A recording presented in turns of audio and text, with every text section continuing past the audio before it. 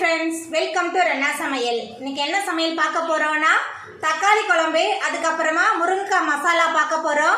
இந்த தக்காளி குழம்பும் முருங்கைக்காய் மசாலாவும் ரொம்ப சுவையா இருக்கும். எளிமையான முறையில டக்குன்னு செஞ்சிடலாம். அந்த சுவையான தக்காளி குழம்பு முருங்கைக்காய் மசாலா ரொம்ப சுவையாகவும் எளிமையாகவும் எப்படி செய்யறதுன்னு வாங்க பார்த்துடலாம். தக்காளி குழம்பு பண்ணுறதுக்கு எண்ணெய் சேர்த்துடலாம். 3 டேபிள் ஸ்பூன் எண்ணெய் சேர்க்குறேன். எண்ணெய் சூடாயிட்டு இதில் 1 ஸ்பூன் கடுகு சேர்த்துடலாம். கூடவே கொஞ்சமாக உளுத்தம்பருப்பு, அதுக்கப்புறமா சின்ன வெங்காயம் 20 சேர்த்துக்கலாம்.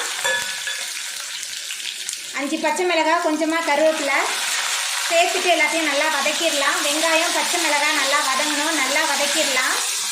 வெங்காயம் பச்சை மிளகாய் நல்லா வதங்கிருச்சு. பொடியாக நறுக்குன 3 தக்காளி பழம் சேர்த்துடலாம். நல்ல பழுத்த தக்காளியாக இருந்தால் நல்ல சுவையாக இருக்கும். தக்காளி சேர்த்துட்டு கொஞ்சம் நேரத்துக்கு நல்லா வதக்கிடலாம்.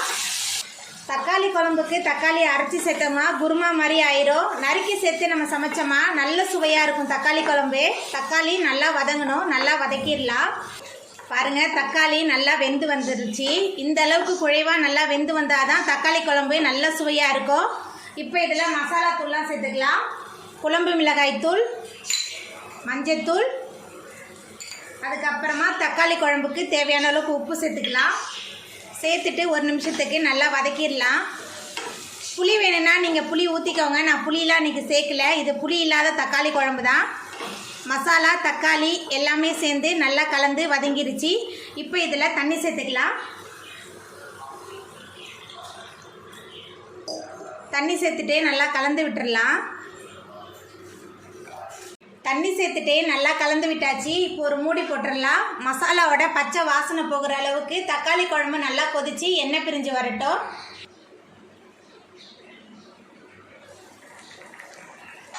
மசாலாவோட பச்சை வாசனை போகிற அளவுக்கு தக்காளி குழம்பு நல்லா கொதிச்சு வந்துருச்சு. இப்போ இதில் அரைச்சி வச்ச தேங்காய் சேர்த்துடலாம். தேங்காய் சேர்த்துட்டு நல்லா கலந்து விட்டுடலாம். தேங்காய் சேர்த்துட்டு நல்லா கலந்து விட்டாச்சு. 1 நிமிஷம் நல்லா கொதிக்கிட்டோம். தேங்காய் சேர்த்து ரொம்ப நேரம் கொதிக்க வேணாம். தக்காளி குழம்பு நல்லா கொதிக்க ஆரம்பிச்சிருச்சு. சுவையான தக்காளி குழம்பு சூப்பராக ரெடி ஆகிட்டு இப்போ நம்ம அடுப்பு ஆஃப் பண்ணிடலாம். முருங்கைக்காய் மசாலா பண்ணுறதுக்கு எண்ணெய் சேர்த்துடலாம். 3 ஸ்பூன் எண்ணெய் சேர்க்குறேன். எண்ணெய் சூடாயிட்டு இதில் 1 ஸ்பூன் அளவுக்கு சோம்பு சேர்த்துடலாம். சோம்பு சேர்க்கும்போது நல்ல மணமாக இருக்கும். அதுக்கப்புறம் பொடியாக நறுக்கின 10 சின்ன வெங்காயம், 10 பல் பூண்டு, பாதி தக்காளி பழம், கொஞ்சமாக கருவேப்பிலை எல்லாத்தையும் சேர்த்துட்டு நல்லா வதக்கிடலாம்.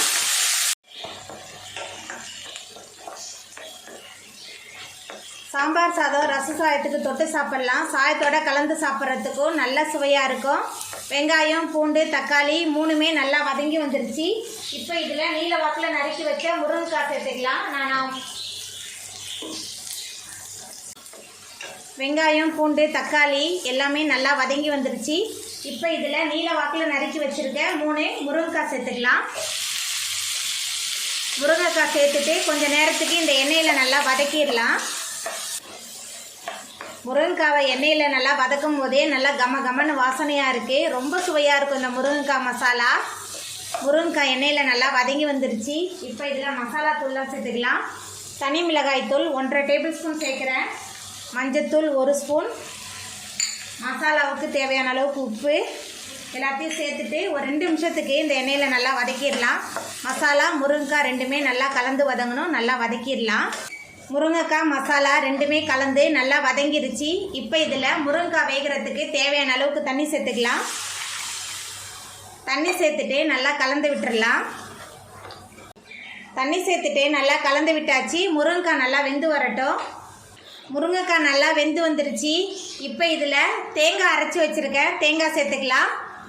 தேங்காய் கூட சோம்பு சேர்த்து அரைக்கலாம். நான் இன்றைக்கி வெறும் தேங்காய் மட்டும் தான் சேர்த்துருக்கேன். தேங்காய் சேர்த்துட்டு நல்லா கலந்து விட்டுடலாம். தேங்காய் சேர்த்த பிறகு ஒரு 2 நிமிஷம் நல்லா சேர்ந்து கொதித்து வரட்டும். தேங்காய் சேர்த்து நல்லா கொதித்து வந்துருச்சு. நம்மளோட சுவையான முருங்கைக்காய் மசாலா சூப்பராக ரெடி ஆகிட்டு இப்போ நம்ம அடுப்பு ஆஃப் பண்ணிடலாம். அவ்வளோதாங்க, ரொம்ப சுவையான தக்காளி குழம்பு முருங்கைக்காய் மசாலா சூப்பராக ரெடி ஆகிட்டு. எளிமையான முறையில் செய்யக்கூடிய இந்த தக்காளி குழம்பு முருங்கைக்காய் மசாலாவை நீங்களும் உங்கள் வீட்டில் செஞ்சு பாருங்கள். இந்த வீடியோ உங்களுக்கு பிடிச்சிருந்தா லைக் பண்ணுங்கள், ஷேர் பண்ணுங்கள், கமெண்ட் பண்ணுங்கள், சப்ஸ்கிரைப் பண்ணுங்கள். அப்படியே பக்கத்தில் உள்ள பெல் பட்டனை கிளிக் பண்ணிடுங்க. நன்றி.